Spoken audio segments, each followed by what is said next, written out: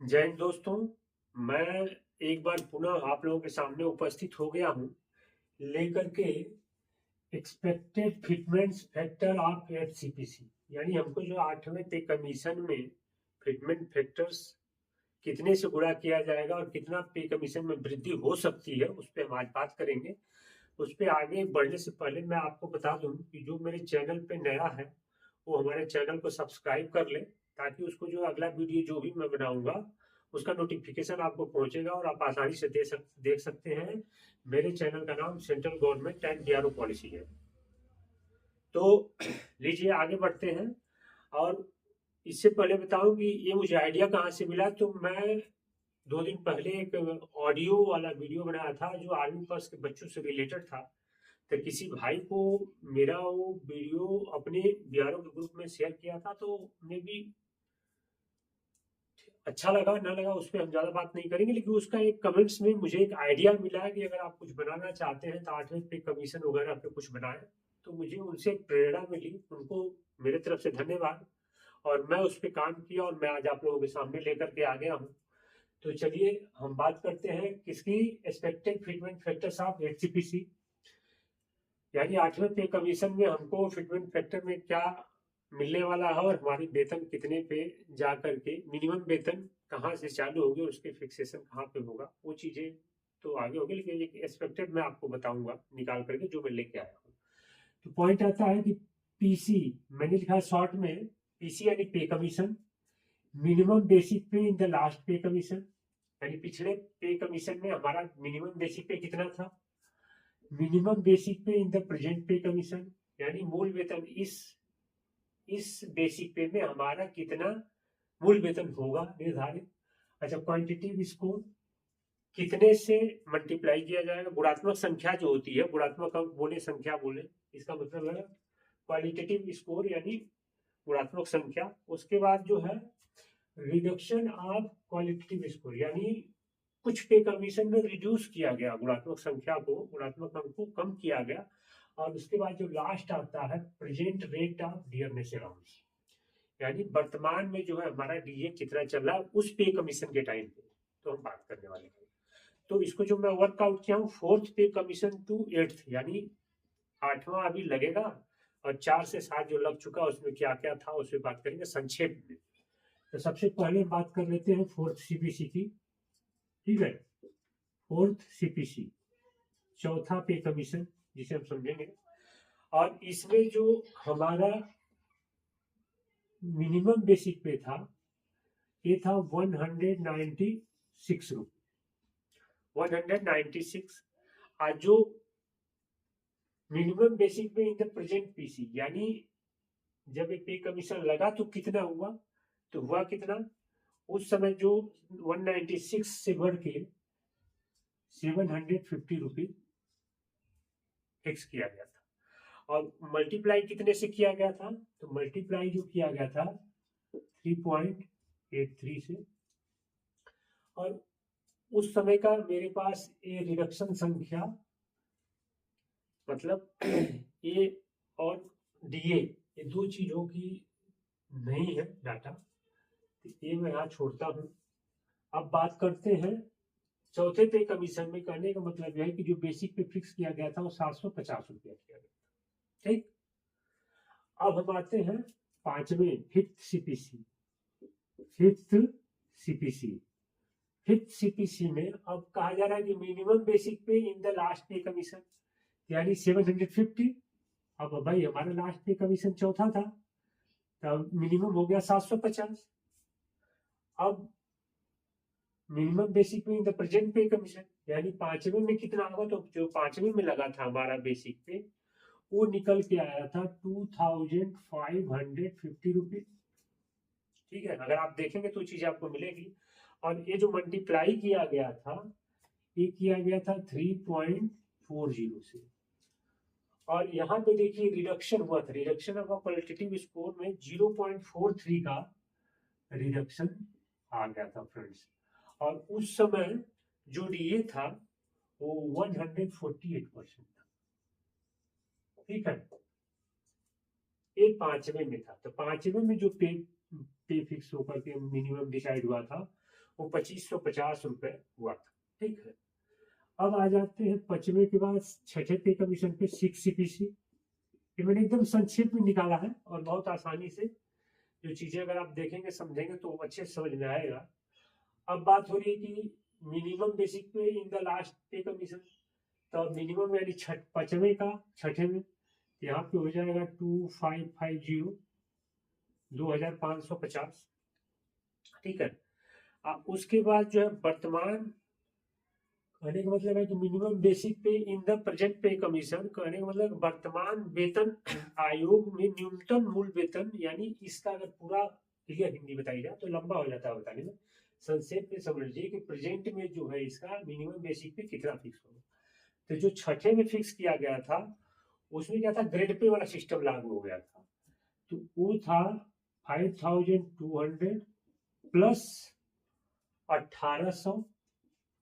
ठीक है, जीपी जो था ग्रेड पे था, एक बीपी बोलते थे इसको बेसिक पे, और ये होता था जीपी ग्रेड पे, और ये दोनों मिला करके 7000 रुपए हो जाते थे।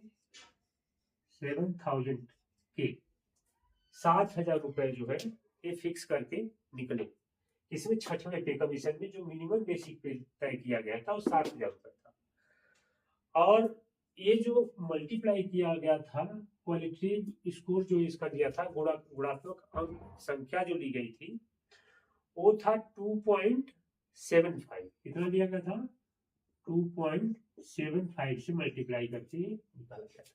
और देखिए यहाँ पे भी रिड्यूस हुआ था, तो संख्या घट के आई थी वो निकल के आई थी 0.65। ठीक, रिडक्शन ऑफ क्वालिटेटिव स्कोर, अगर आप इसको देखेंगे तो यहाँ पे भी रिड्यूस हुआ था। अगर रिड्यूस नहीं होता तो ये और ज्यादा होता। तो मतलब रिड्यूस क्या था, भारत सरकार ने रिड्यूस करके आपको इतना दिया था, लेकिन उस पिछले से इसमें रिड्यूस करके इतना था। और जब ये 0.65 इसका रिड्यूस हुआ तो उस समय जो पे कमीशन लगा था 6 वाला, तो हमारा डीए था 86%। ये 6ठे पे कमीशन का। ठीक, अब बात कर लेते हैं 7वें की, 7th CPC। 7th CPC, अब 7th CPC का लास्ट बेसिक पे यानी मिनिमम बेसिक पे इन द लास्ट पे कमीशन, यानी इसका जो है, अब मैं ये पूरा नहीं लिख रहा हूँ, खाली 7000 मतलब 7 के समझ लीजिए, 7000 सारा मिला करके 7000 था, सीधी सी बात है। ठीक, अब उसके बाद जो मिनिमम बेसिक में इन द प्रेजेंट पे कमीशन में जो तय हुआ वो हुआ 18,000 ये फिक्स करके आया। जो 7वें पे कमीशन में मूल वेतन कम से कम था वो 18,000 रुपए था, और उसका जो मल्टीप्लाई किया गया था वो 2.57 था। 2.57 से मल्टीप्लाई किया गया था, और वहां भी रिड्यूस हुआ था 0.18%। और उस समय का जो प्रेजेंट डीए था वो था 125%। कर रहे थे 7 CPC की, तो 7 CPC में जो मिनिमम बेसिक पे था वो 7000 के था। उसके बाद जो मिनिमम बेसिक पे फिक्स होकर के आया वो 18,000 हुआ करता। ठीक है, अगर आप सबको पता है इसके बारे में। और ये जो मल्टीप्लाई हुआ था 7 CPC 2.57 से, और इसमें जो रिड्यूस होकर के आया था 0.18%। और उस समय जो प्रेजेंट डीए था 125% था। अब बात कर लेते हैं 8वें पे कमीशन की, जो मेन होता है कि हमें अब कितना मिलने वाला है। तो आई होप आप लोगों को दिख रहा होगा। चलिए मैं इसको 8 CPC के लिए इतना सा मैं 4th वाली लाइन को रब कर लेता हूँ, या इसको रब कर देता हूँ, मैं आपको इसको ऊपर से पकड़ लेता हूँ। ठीक है, एक लाइन बस रब करेंगे 8 CPC, यहाँ से इसको रब करते हैं, नीचे वाला है आपको देखने के लिए, यहाँ से मैं 8 CPC को बता देता हूँ। ठीक है, चलिए पूरा ही रब कर देते हैं, कोई दिक्कत नहीं, यहाँ तक तो आप लोगों ने देख ही लिया है। तो 7th को एक बार पूरा लिख देते हैं, फिर 8th को भी लिख देंगे। सबसे पहले 7th को यहाँ मेंशन कर देते हैं। 7 CPC पे हमारा जो मिनिमम बेसिक पे था वो था 5200 प्लस 1800 इक्वल टू 7K, यानी 7000 रुपये। सीधी सी बात है, सिंपली ये समझ जाइए। और जो पे फिक्स होकर के आया था वो था 18,000, ठीक है। और उसमें जो मल्टीप्लाई किया गया था वो था 2.57 और रिड्यूस हुआ था 0.18 और वर्तमान डीए था उस समय 125%।